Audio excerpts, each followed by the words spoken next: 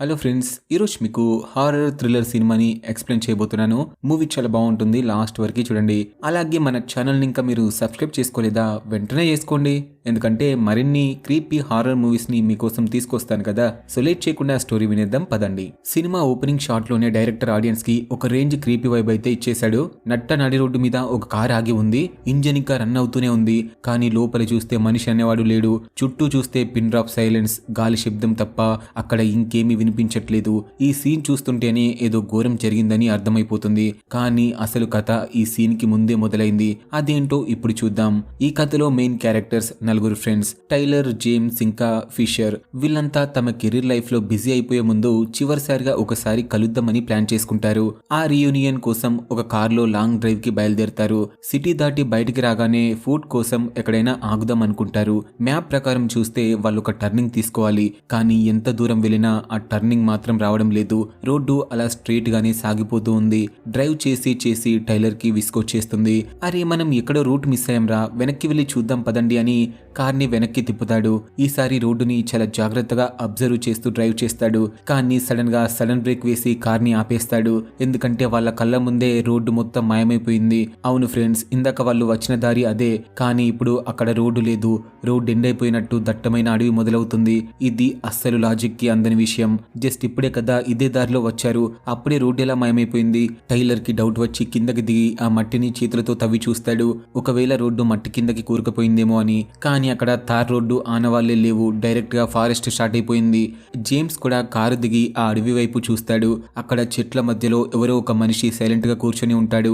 అది తమ భ్రమ ఏమో అనుకునే లోపే ఒక్కసారిగా అడవిలో నుంచి వందలాది మంది జనాలు వచ్చి పిచ్చోలలా కారు మీదకి పరిగెత్తుకుంటూ వస్తుంటారు. సీన్ మొత్తం మారిపోతుంది. అప్పటిదాకా సైలెంట్ గా ఉన్న ప్లేస్ లో ప్యానిక్ మొదలవుతుంది. కారులో ఉన్న వాళ్ళు చాలా భయంగా గట్టిగా అరుస్తుంటారు. జేమ్స్, టైలర్ ఏమో బయట ఉండిపోయారు. ఏం జరుగుతుందో అర్థం కాక షాక్ లో ఉంటారు. ఆ వచ్చిన వింత మనుషులు కార్ని చుట్టుముట్టేస్తారు. కారు లోపల ఫిషర్ విండో ఓపెన్ చేసి ఉండడంతో వాడి చేతిని పట్టుకొని బయటికి లాగుతుంటారు. వాళ్ళ ఉద్దేశం ఫిషర్ ని చంపడం కాదు, వాళ్ళకి కావాల్సింది ఆ కారు మాత్రమే. ఇక్కడ ఒక విచిత్రం ఏంటంటే బయట నిల్చున్న జేమ్స్ ని గాని టైలర్ ని గాని ఆ జనాలు అసలు టచ్ కూడా చేయరు. వాళ్ళ ఫోకస్ మొత్తం కారు మీదనే ఉంటుంది. ఈ తోపులాటలో ఫిషర్ కి డే కి గట్టిగానే దెబ్బలు తగులుతాయి. టైలర్ వెంటనే తేరుకొని డే అని గట్టిగా అరుస్తాడు. ఆ అరుపుతో డేకి ఏం చేయాలో అర్థమవుతుంది. టైలర్ జేమ్స్ ని లాక్కొని కారు వెనకాల దాక్కుంటాడు. ఇంజన్ ఆన్ లోనే ఉంది కాబట్టి డే డ్రైవింగ్ సీట్ లోకి దూకి రివర్స్ గేర్ వేసేసి ఫుల్ యాక్సెలరేటర్ ఇస్తుంది. ఆ గ్యాప్ లో టైలర్, జేమ్స్ కార్లోకి దూకేస్తారు. ఆ జనాలు మళ్ళీ కార్ కోసం వెంట పడుతూనే ఉంటారు. కానీ డే చాకచక్యంగా కార్ని తిప్పేసి ఫుల్ స్పీడ్ లో అక్కడి నుంచి ఎస్కేప్ అవుతుంది. నలుగురు ప్రాణభయంతో వణికిపోతుంటారు. గుండెలు లబ్ డబ్ అని కొట్టుకుంటున్నాయి. అసలు వాళ్ళు ఎవరు, ఎక్కడి నుంచి వచ్చారు, ఆ అడవిలో అంతమంది ఎందుకున్నారు, వాళ్ళకి కారెందుకు కావాలి, ఇలాంటి 100 ప్రశ్నలతో అసలు సినిమా స్టార్ట్ అవుతుంది. వాళ్ళు ఆపకుండా డ్రైవ్ చేస్తూనే ఉంటారు.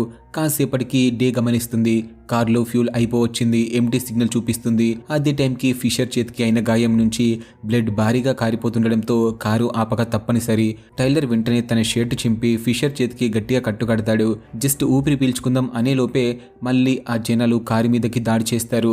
డే వెంటనే మళ్ళీ కార్ స్టార్ట్ చేసి పారిపోతుంది. ఈసారి మాత్రం అందరికీ ఫ్యూజులు ఎగిరిపోతాయి. ఎందుకంటే ఇప్పుడు దాడి చేసిన వాళ్ళు ఇందాకటి బ్యాచ్ కాదు. ఇందాకటి వాళ్ళు ఎప్పుడో వెనక ఉండిపోయారు. వీళ్ళు కొత్త బ్యాచ్.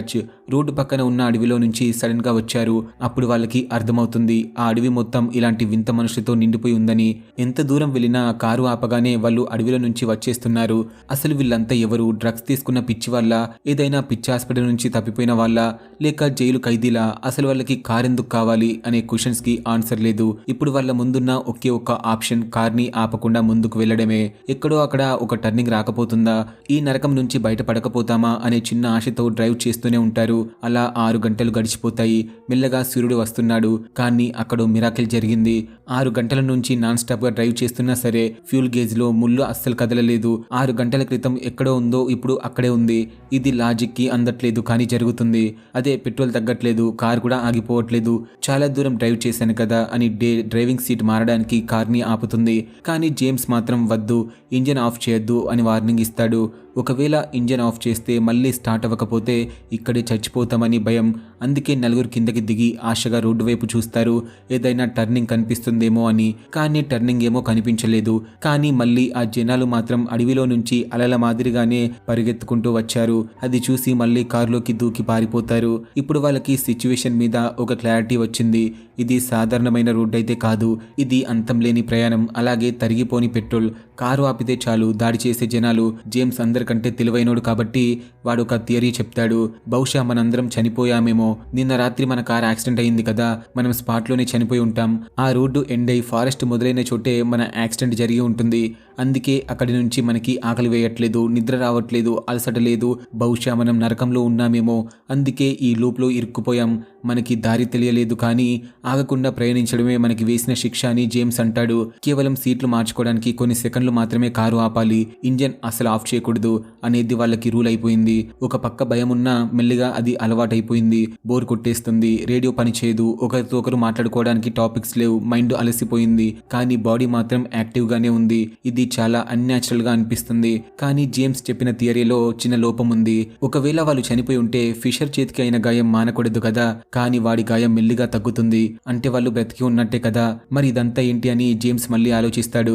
మనం ఏదైనా వార్మ్ హోల్లో ఇరుక్కుపోయామా, లేక ఏదైనా శాపం తగిలిందా, మనం ఏమైనా పాపాలు చేశామా అని ఆరా తీస్తాడు. టైలర్ నిన్న రాత్రి ఒక మాట అన్నాడు, అది ఇప్పుడు ఎవరికీ గుర్తులేదు. తన గర్ల్ ఫ్రెండ్ తనని పంప్కిన్ పికింగ్ కి తీసుకెళ్లమంది.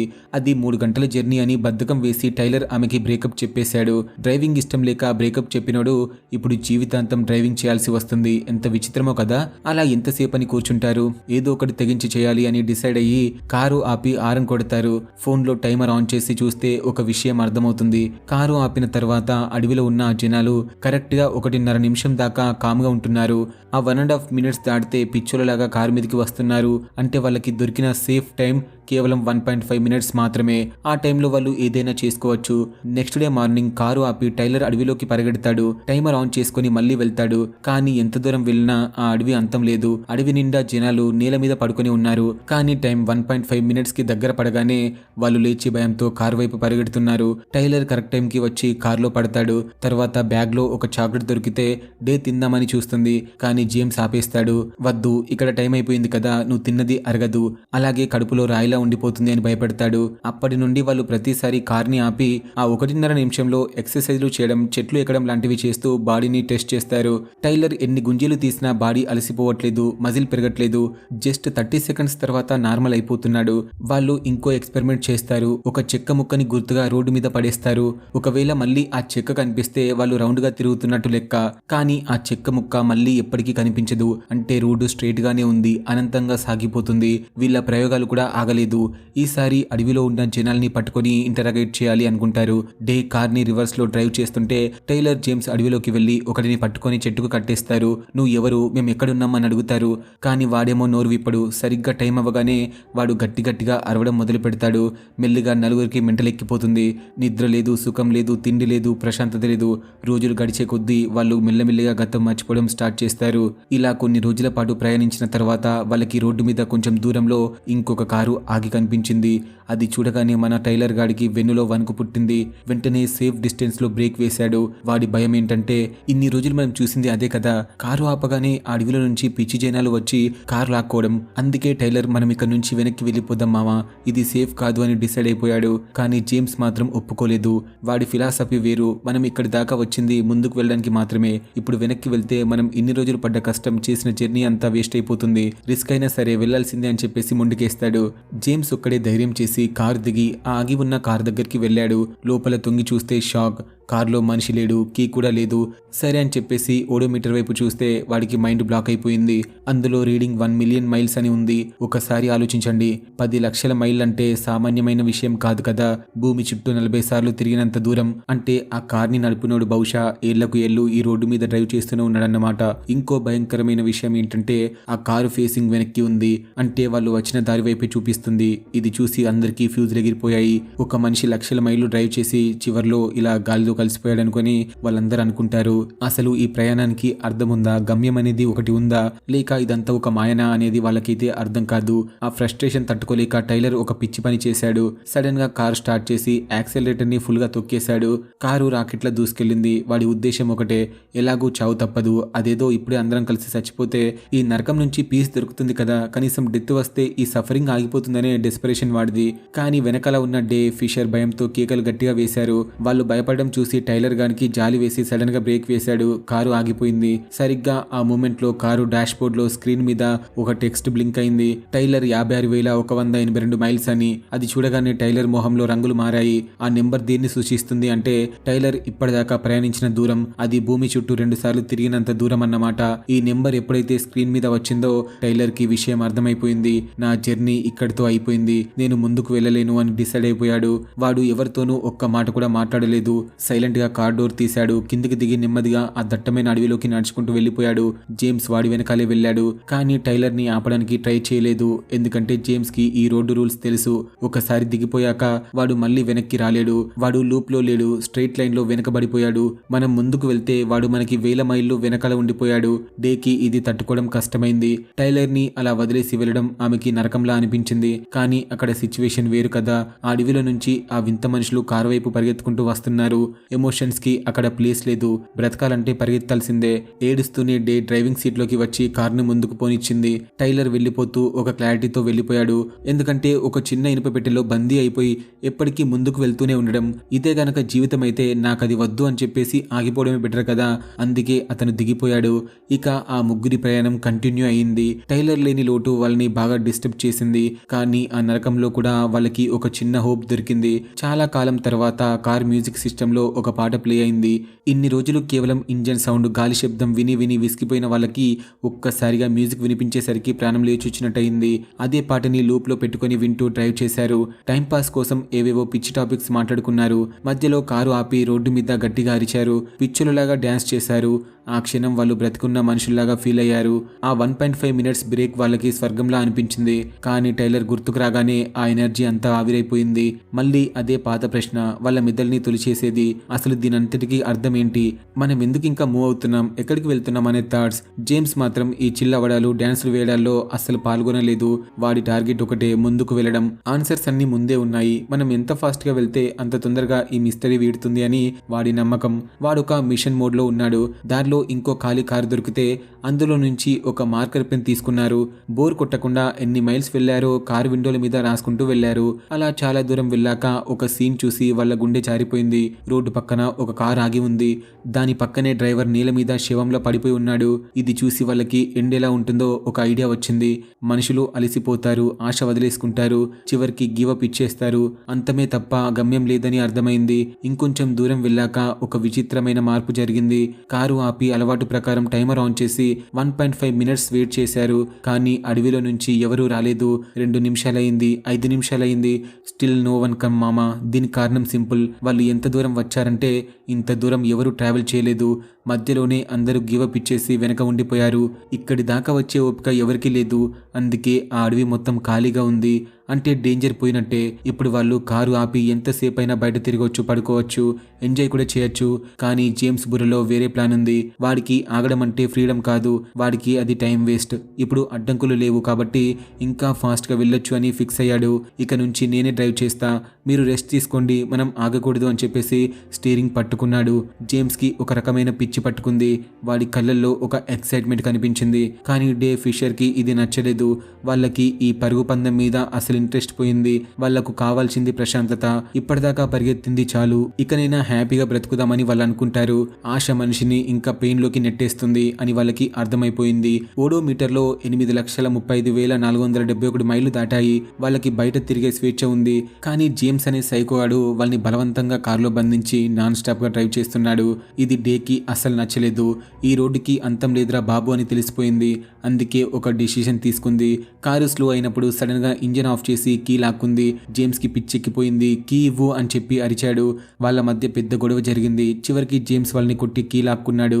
ఇంజన్ ఇంకా వేడిగానే ఉంటుంది, స్టార్ట్ అయిపోతుందిలే అని ఓవర్ కాన్ఫిడెన్స్ వాడిది. కీ పెట్టి తిప్పాడు, కానీ కార్ స్టార్ట్ అవ్వలేదు. కిర్ర్ కిర్రమని సౌండ్ తప్ప ఇంజన్ స్టార్ట్ అవ్వడం లేదు.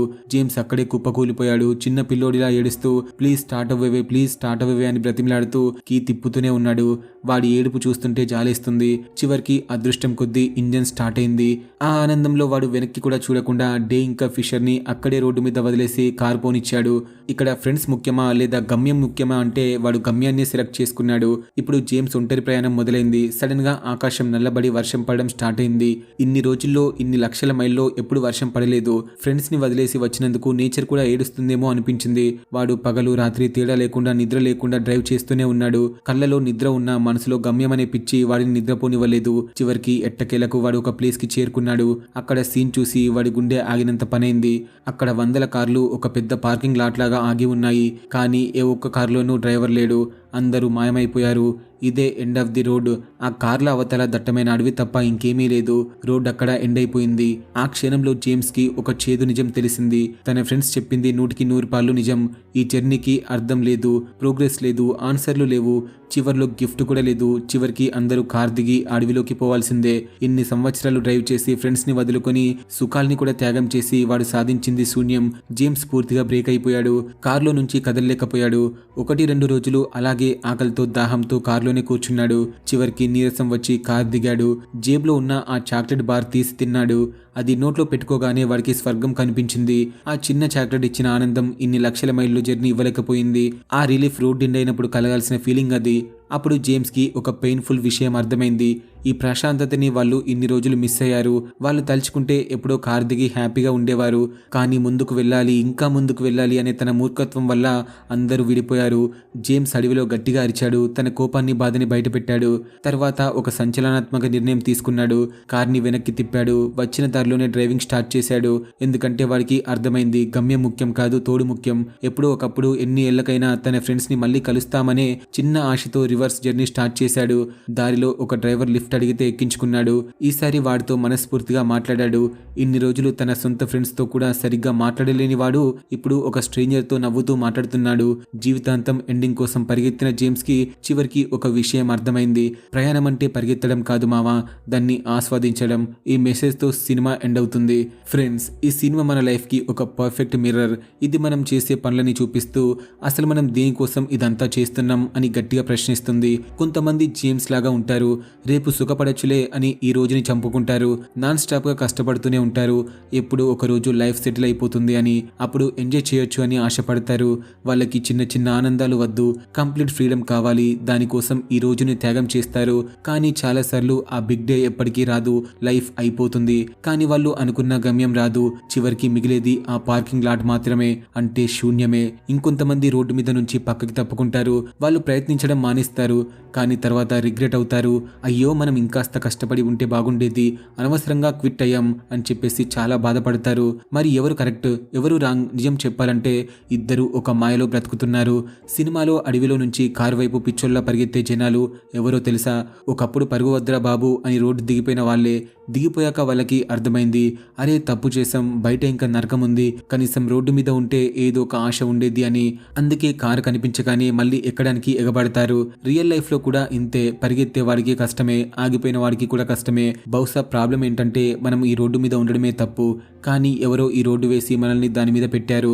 మనకి చాయిస్ లేదు, పుట్టాం కాబట్టి పరిగెత్తాలి అంతే. ఫైనల్ గా మూవీ చెప్పే నీతి ఏంటంటే పరిగెత్తేవాడు అన్హ్యాపీ, ఆగిపోయినవాడు కూడా అన్హ్యాపీ. జేమ్స్ చివరికి వెనక్కి వెళ్ళడం దీనికి సింబల్, అంటే రీబర్త్ లాంటిది.